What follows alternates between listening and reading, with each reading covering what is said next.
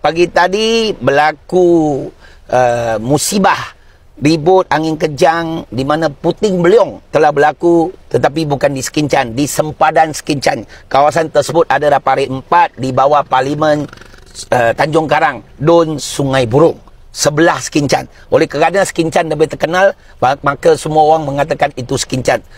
Hakikatnya adalah Sungai Burung. Sungai Burung. Namun saya sudah hantar pasukan saya daripada Parlimen, penyararas Parlimen Tanjung Karang dan juga Dun Sekincan, melalui Ketua Komuniti India, Sega, Wang Acia, Daniel, semua dah turun tim saya.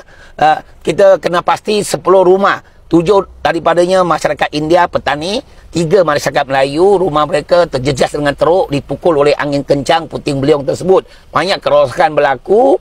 Syukur kerana tidak berlaku apa-apa yang tidak nyawa dan sebagainya.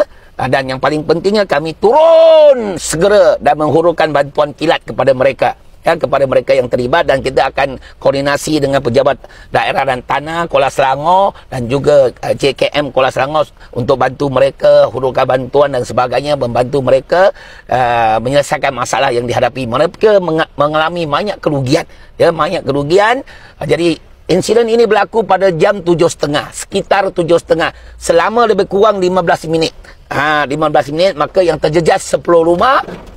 Yang pentingnya, kita bantu, tak kira tempat tu mana. Walaupun dia sebelah Sekincan, kita bantu. Kita Selangor, maju bersama, kita bantu semua, seluruhnya.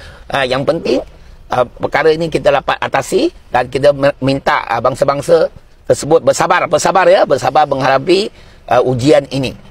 Bukan senang, banyak kerosakan, banyak kerugian.